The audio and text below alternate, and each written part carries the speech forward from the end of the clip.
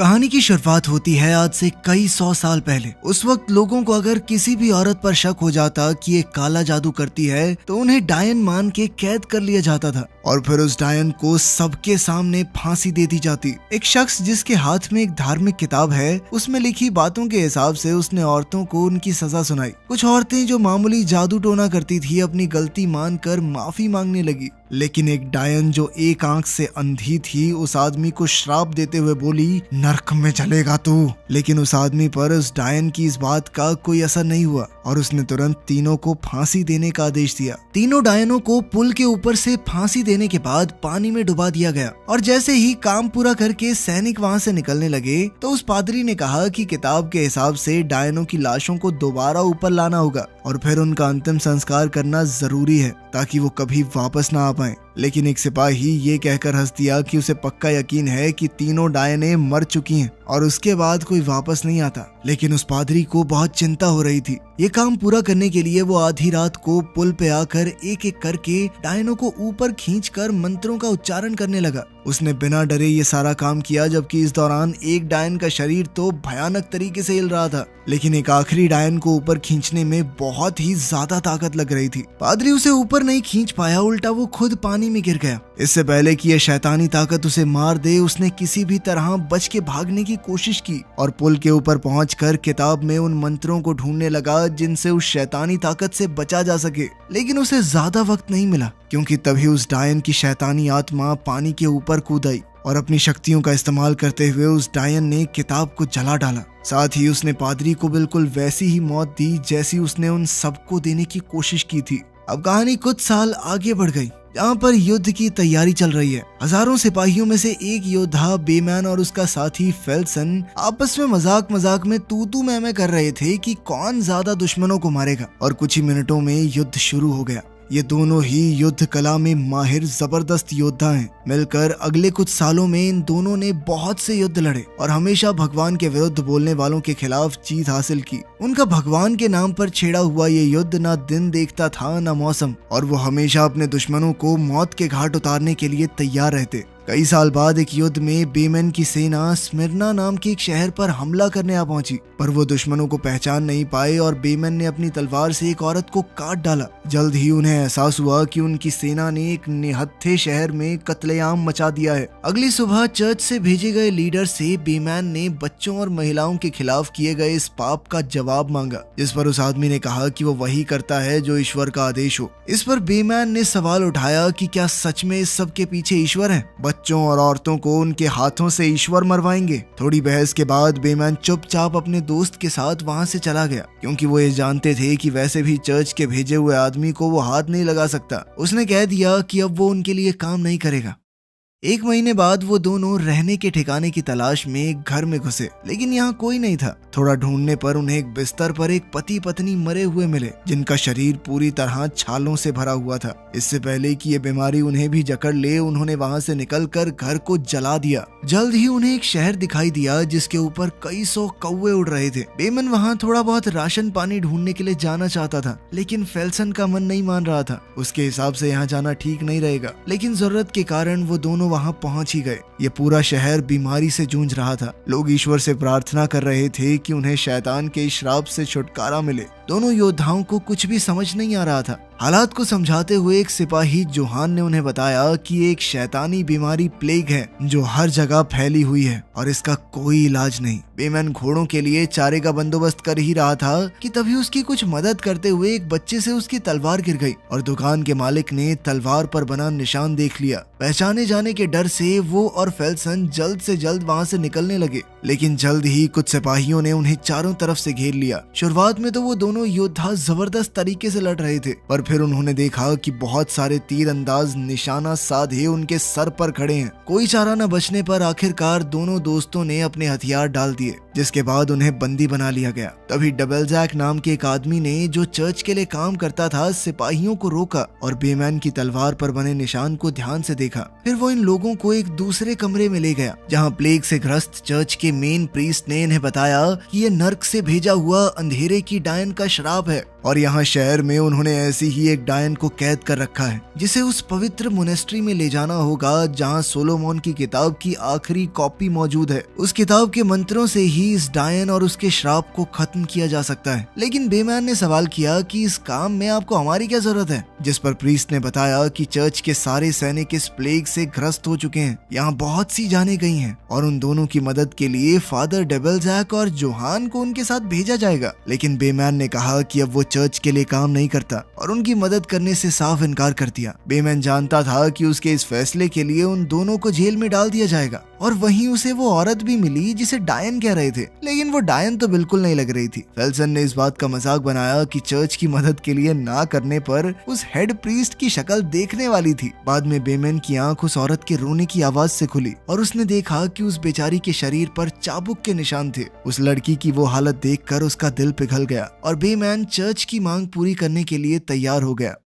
बाद में मोनेस्ट्री तक पहुंचने का प्लान बनाते हुए जोहान ने उन्हें आगाह किया कि जंगल वाले रास्ते पर आज तक जो भी गया कभी वापस नहीं लौटा। वो सबसे छोटा रास्ता है पर है बेहद खतरनाक। बेमैन ने पूछा कि क्या आज तक उस मोनेस्ट्री तक कोई गया भी है, जिस पर डबल जैक उन्हें हैगमार नाम के एक आदमी से मिलवाने ले गया जिसे रास्ता अच्छे से पता है, पर वो इस वक्त धोखाधड़ी के आरोप में जेल में बंद है। बेमन ने हैगमार को आजादी और माफी देने की बात कही अगर वो उन लोगों की मोनेस्ट्री तक पहुंचने में मदद करे तो, जिसके लिए हैगमार तुरंत ही तैयार हो गया। प्रीस्ट ने डायन के खाने में नींद की गोलियां मिलाकर उसे सुला दिया और प्लान बनाया कि उसे नींद में यहाँ से लेकर जाएंगे। लेकिन उसके पास जाते ही डायन ने उस पर अचानक हमला बोल दिया, पर फिर बेमन और फेल्सन ने डायन को पकड़ के उसकी गुद्दी में तलवार दी, जिसके बाद वो आसानी से बेहोश हो गई। फिर उसे पिंजरे में डाल दिया गया और इसी के साथ मोनेस्ट्री की तरफ उनका सफर शुरू हुआ। तभी हमने देखा कि उस कमरे में मेन प्रीस्ट की मौत हो गई। सफर के दौरान जोहान ने प्रीस्ट से उस लड़की के बारे में जानने की कोशिश की कि क्या वो सच में डायन है और इस बात का क्या सबूत है, क्योंकि वो डायन लगती तो कहीं से नहीं। डबल जैक ने बताया कि ये लड़की अकेली घूम रही थी अजीबोगरीब बातें करते हुए और उसके आने के 15 दिन बाद ही प्लेग पूरे शहर में फैल गया और बाकी सभी शहरों से भी यही खबर आ रही थी जहाँ भी इसे देखा गया।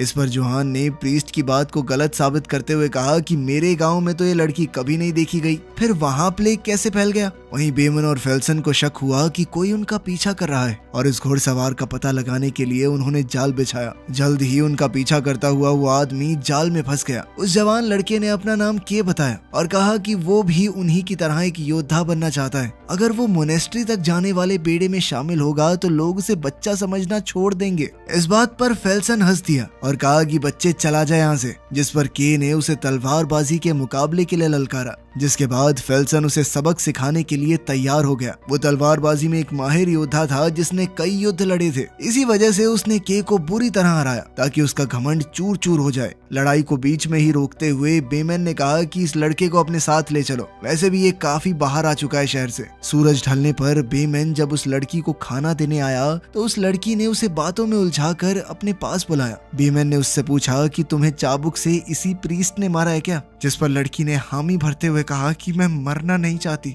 लड़की की आंखों में खौफ था। उसने बताया कि उसके गांव की एक निर्दोष लड़की को डायन बताकर पानी में फेंक दिया गया था। वो जैसे तैसे बच गई, लेकिन फिर उसे आग में फेंक कर मार दिया गया। बेमन ने उससे वादा किया कि उसे अपने आप को निर्दोष साबित करने का पूरा मौका मिलेगा और उसे वैसी कोई भयानक मौत बिल्कुल नहीं दी जाएगी। जब वो बाकियों के पास वापस लौटा तो डबल जैक ने उसे आगाह किया कि उस डायन से दूर रहो, वो तुम्हारे दिमाग से खेल कर उसे भटकाने की कोशिश करेगी। खैर, रात भर डायन की रखवाली करना जरूरी था। पहली बारी जोहान की थी, लेकिन जल्द ही प्रीस्ट वहाँ आया और कहा कि अब इसे मैं देखता हूँ। जोहान को जाते देख वो डायन रोने लग गई और कहा कि मुझे छोड़कर मत जाओ इस प्रीस्ट के साथ अकेले। उसे रोता देख जैसे ही जोहान उसके करीब गया, डायन ने उसे गले से पकड़ लिया। प्रीस्ट जोहान को बचाने के लिए आगे बढ़ा तो डायन ने प्रीस्ट का क्रॉस उसी के हाथ में गाड़ दिया। जब बाकी सब शोर सुनकर वहां पहुंचे तो डायन पहले ही वहां से भाग चुकी थी।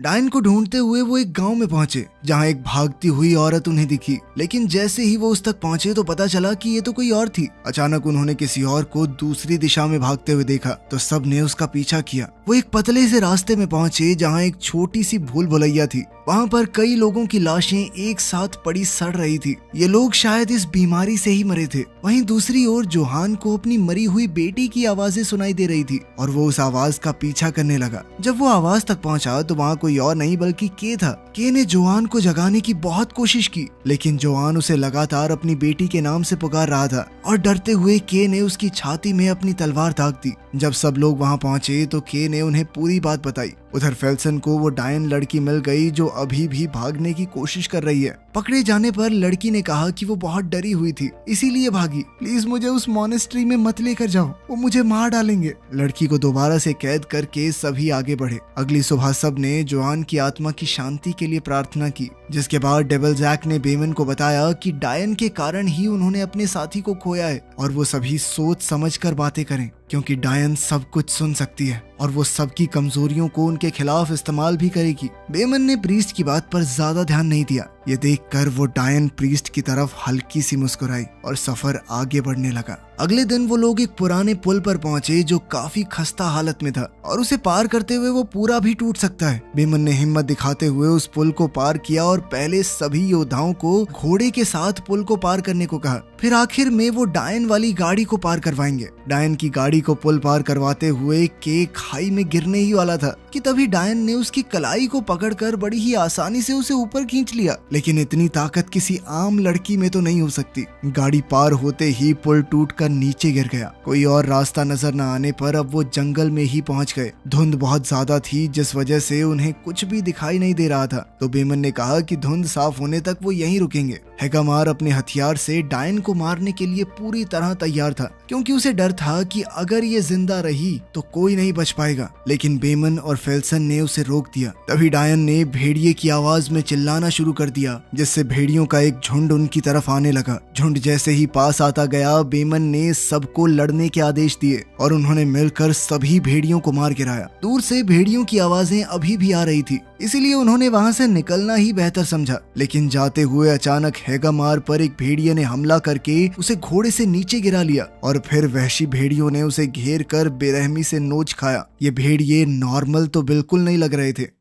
अगली सुबह बेमन ने डायन को जान से मारना चाहा। प्रीस्ट ने उसे रोकने की कोशिश की, लेकिन बेमन ने उसे धक्का देकर हटा दिया। पर फिर फेल्सन ने उसे समझाते हुए कहा कि वो पहुंचने ही वाले हैं, अब वो मोनेस्ट्री दूर नहीं है। अपने काम को अंजाम देने के लिए उन्हें थोड़ा सा सब्र रखना होगा। जल्द ही वो मोनेस्ट्री पहुंच भी गए। के ने एक छोटी सी जगह से अंदर घुसकर सबके लिए दरवाजा खोला और प्रीस्ट सबको पूजा घर की तरफ ले गया, ये सोचकर कि वहाँ उसके साथी प्रीस्ट मौजूद होंगे। लेकिन वो बीमारी यहाँ तक भी पहुँच चुकी थी और मोनेस्ट्री में मौजूद सभी लोग अब बस मरे पड़े थे। डेविल जैक हिम्मत हार कर ईश्वर से दया की भीख मांगने लगा। तभी बेमन ने उसे रोका, क्योंकि एक प्रीस्ट अब भी जिंदा था। किताब की तरफ इशारा करके और भगवान का नाम लेते हुए उसने भी दम तोड़ दिया। डेविल जैक ने किताब देखी और बेमन ने उससे पूछा कि क्या तुम ये मंत्र पढ़ सकते हो। जल्द ही वो शुरू करने के लिए पूजा घर से बाहर आए। तभी वो डायन अपनी पूरी असलियत स्वीकारते हुए कहने लगी कि सालों से चर्च ने उसके लोगों को मारा है और अब वो बदला लेकर रहेगी। प्रीस्ट ने जैसे ही मंत्र पढ़ने शुरू किए, डायन ने उसके हाथ में हुए घाव जो डायन ने ही उसे दिया था उसे और दर्दनाक बना दिया। बेमन उसे रोक पाता इससे पहले ही डायन उसके बारे में ऐसी बातें बताने लगी जो उसे पता होने का सवाल ही पैदा नहीं होता। ये जानकर कि वो लड़की डायन नहीं बल्कि पूरी तरह शैतान का रूप है, डेविल जैक ने दोबारा से मंत्र पढ़ने शुरू किए, जिसके बाद उस लड़की ने बहुत भयंकर रूप ले लिया। पिंजरे में आग लगाकर उसने सलाखें तक पिघला दी, जिसके बाद शैतान आजाद हुआ और प्रीस्ट की तरफ बढ़ने लगा। कोई भी उसे रोकने की ताकत नहीं रखता था। डेविल जैक ने पवित्र जल से उसे भस्म करने की कोशिश की, लेकिन ये शैतान अब पंखों वाला दानव बनकर उड़ गया और मोनेस्ट्री के अंधेरे कोने में छुपकर गायब हो गया। उन सब ने मिलकर अब शैतान को पकड़ने के लिए प्लान बनाया और बेमन ने के से कहा कि तुम्हें लड़ने की जरूरत नहीं है। लेकिन के पीछे नहीं हटा और वो हर हालत में मरते दम तक लड़ना चाहता था। उसके इस जज्बे को देखकर बेमन ने उसे एक योद्धा घोषित किया। अब चारों उस ओर शैतान की खोज में निकले और इस वक्त वो सोच रहे थे कि शैतान पूरे सफर में कभी भी भाग सकता था, लेकिन उसने मॉनेस्ट्री पहुंचने का इंतजार क्यों किया? अब उनकी जान खतरे में है, क्योंकि जिसने भी शैतान को मारने की कोशिश की, शैतान ने उसे मौत के घाट उतार दिया था। बेमन ने रास्ते में प्लेग से हुई प्रीस्ट्स की हालत को देखा। पूरे रास्ते में बस लाशें ही लाशें थी। मोनेस्ट्री के बाहर काले बादलों से निकले उड़ने वाले जीव फैल गए और उनमें से एक मरे हुए प्रीस्ट की लाश में घुस गया। तभी डेविल जैक ने देखा कि सभी प्रीस्ट उस जादुई मंत्रों वाली किताब की कॉपीज बना रहे थे, ताकि किताब के शब्दों को ज्यादा से ज्यादा फैलाया जा सके और सभी शैतान से लड़ सकें। बेमन को समझ आ गया कि शैतान को सुलेमान की किताब चाहिए थी, तभी वो डायन बनने का नाटक कर रहा था, ताकि उसे हर उस इंसान के पास खुद ही ले जाया जाए जिसके पास वो किताब मौजूद थी। तभी शैतानी आवाज लाइब्रेरी में गूंज उठी। सब उस तरफ गए और पाया कि अब वो लड़की पूरी तरह भयानक शैतान में बदल चुकी थी और वो शैतान उन सब का शुक्रिया करता है उसे यहाँ तक लाने के लिए।